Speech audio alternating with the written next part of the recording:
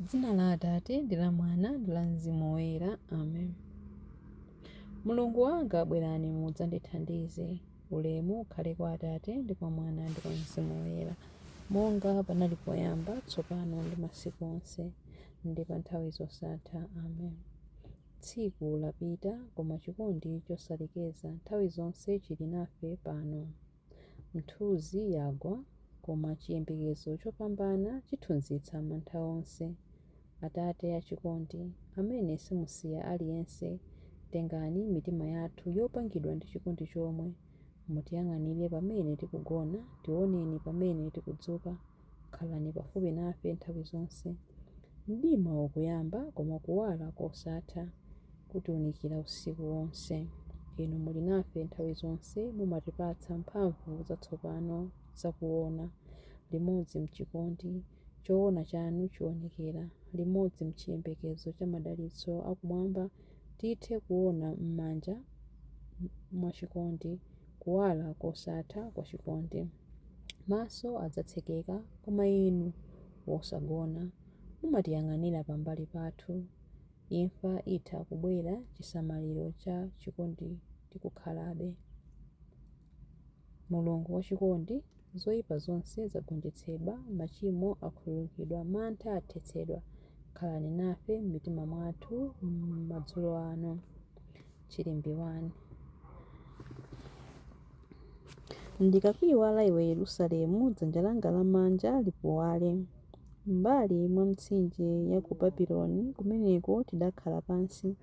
Nkumalira tikukumbukira Ziyoni, kumeneko tidapachika apango yathu pa mitengo ya misondozi. Kumeneko anthu otigwira ukapolo adatipempha kuti tiyimbe nyimbo, otizunza adatipempha kuti tisangalale, adati tatiyimbiraniko nyimbo ya ku Ziyoni. Tingayimbe bwanji nyimbo ya chauta ku chilendo ngati kuno? Ndikakuyiwala iwe Yerusalemu, dzanja langa lamanja liwume. Lilime langa likangamire kunakanaka mkamwa mwanga, ndikapanda kukukumbukira iwe Yerusalemu, ndikukuona kuti ndiwe wondisangalatsa kwambiri. Ulemu ukhale kwa Atate ndi kwa Mwana ndi kwa Mzimu Woyera, monga panali poyamba, tsopano ndi masiku onse ndi pa nthawi zosatha. Amen. Ndikakuyiwala iwe Yerusalemu, dzanja langa lamanja lipuwale.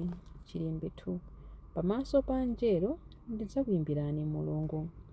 Ndikukuthokozani inu chauta ndi mtima wanga wonse, ndikuyimba nyimbo zokutamandani pamaso pa milungu.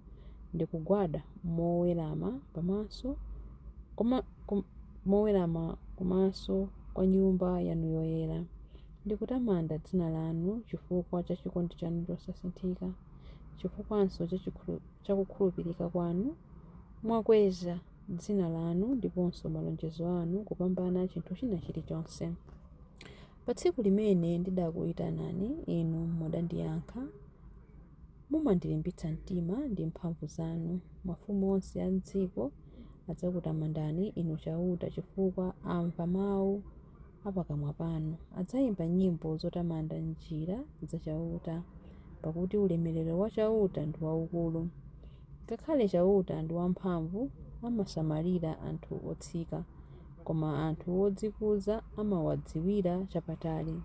Ngakhale ndiyende pakati pa mavuto, inu mumasunga moyo wanga. Mumatambasula dzanja lanu kuletsa adani anga okwiya. Dzanja lanu lamanja limandipulumutsa. Chauta adzaona kuti cholinga chake pa ine chichitikedi. Chikondi chanu inu chauta nchamuyaya. Muyipitirize ntchito imene mwayiyambayo. Ulemu ukhale kwa Atate ndi kwa Mwana ndi kwa Mzimu Woyera, monga panali poyamba, tsopano ndi masiku onse ndi pa nthawi zosatha. Amen. Pamaso pa angelo ndidzakuyimbirani Mulungu. Chilimbi 3. Mwana wankhosa amene adaphedwa ndiye woyenera kupembedzedwa ndi kulandira ulemu wonse. Inu Ambuye athu ndi Mulungu wathu, ndinu woyenera kulandira ulemerero, ulemu ndi mphamvu, popeza ndinu mudalenga zinthu zonse, mudafuna kuti zonsezo zikhalepo ndipo zidalengedwa. Ndinu woyenera kulandira bukuli ndi kumatula zimatiro zake. pakuti mudaphedwa ndipo ndi imfa yanu mudawombolera Mulungu anthu a fuko lililonse, achilankhulo chilichonse ndi a mtundu uliwonse. Mudawasandutsa mtundu wachifumu ndi ansembe otumikira Mulungu wathu, ndipo adzakhala olamulira pa dziko lapansi. Ndidamva angelowo wakuyimba mokweza mawu kuti Mwana Wankhosa amene adaphedwayo ngoyenera kulandira mphamvu, chuma, nzeru, nyonga, ulemu, ulemerero ndi chiyamiko. Ulemu ukhale kwa Atate ndi kwa Mwana ndi kwa Mzimu Woyera, monga panali poyamba, tsopano ndi masiku onse, ndi pa nthawi zosatha. Ameni. Mwana Wankhosa amene adaphedwa ndiye woyenera kupembedzedwa ndi kulandira ulemu wonse. Mawu a Mulungu akuchokera mu buku la Kolose 3:16. Mawu a Khristu akhazikike kwathunthu m'mitima mwanu. Muziphunzitsana ndi kulangizana ndi nzeru zonse.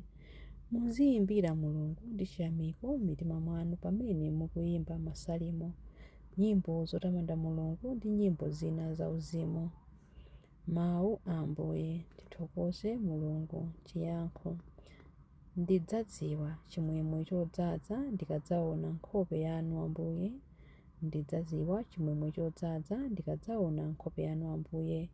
Chikwaniritso ndiponso chimwemwe chosatha pamaso panu ndikadzaona nkhope yanu Ambuye. Ulemu ukhale kwa Atate ndi kwa Mwana ndi kwa Mzimu Woyera. Ndidzadziwa chimwemwe chodzaza ndikadzaona nkhope yanu Ambuye. Chilimbi cha nyimbo ya Amayi Mariya. Mutichitire zazikulu Ambuye chifukwa ndinu wamphamvu ndipo dzina lanu loyera. Mtima wanga ukutamanda Ambuye ndipo mzimu wanga ukukondwera mwa Mulungu mpulumutsi wanga, popeza kuti wayang'ana kutsika kwa mtumiki wake. Ndithu kuyambira tsopano anthu a mibado yonse adzanditcha odala. Iye amene ali wamphamvu wandichitira zazikulu ndipo dzina lake nloyera. Amawachitira chifundo anthu a mibado ndi mibado amene amamulemekeza. Wachita zamphamvu ndi dzanja lake. Wabalalitsa anthu a mtima wonyada. Mafumu amphamvu wawatsitsa pa mipando yawo yachifumu. Anthu wamba nkuwakweza. Anthu anjala wakhutitsa ndi zabwino. Anthu olemera nkuwabweza osawapatsa kanthu. Wadzathandiza anthu ake a Israeli pokumbukira chifundo chake. Izi ndi zomwe adalonjeza kuti adzawachitira makolo athu akale aja, Abrahamu ndi zidzukulu zake mpaka muyaya. Ulemu ukhale kwa Atate ndi kwa Mwana ndi kwa Mzimu Woyera, monga panali poyamba, tsopano ndi masiku onse, ndi pa nthawi zosatha. Amen.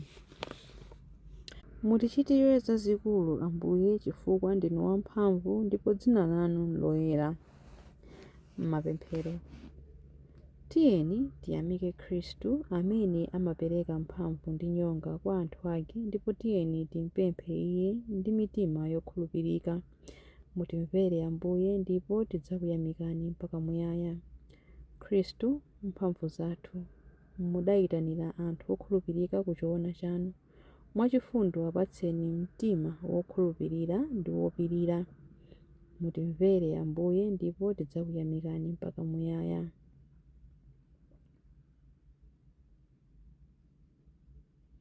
Tsogolerani atsogoleri athu molingana ndi kufuna kwanu ndi kuwathandiza kutisunga mu mtendere. Mutimvere Ambuye ndipo tidzakuyamikani mpaka muyaya. Mudapereka chakudya ku chikhamu cha anthu anjala. Tiphunzitseni kugawana ndi anthu osowa thandizo lathu. Mutimvere Ambuye ndipo tidzakuyamikani mpaka muyaya. Athandizeni atsogoleri a mayiko kuti asamangoganizira zosowa za mayiko awo okha, koma makamaka apatseni ulemu ndi mtima wokhuzidwa ndi anthu onse. Mutimvere Ambuye ndipo tidzakuyamikani mpaka muyaya. Perekani moyo wodala ndi kuukitsidwa kwa akufa kwa abale ndi alongo athu amene adatisiya, ndipo onse amene adakhulupirira mwa inu agawane nanu ulemerero wanu.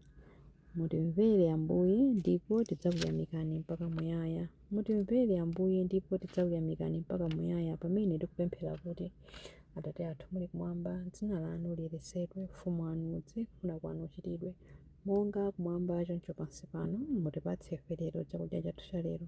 mutikhululukire ife zochimwa zathu monga ifenso takhululukira adani athu, musatisiye ife mchinyengo koma mutipulumutse ife kwa zoyipa. Amen. Tipemphere.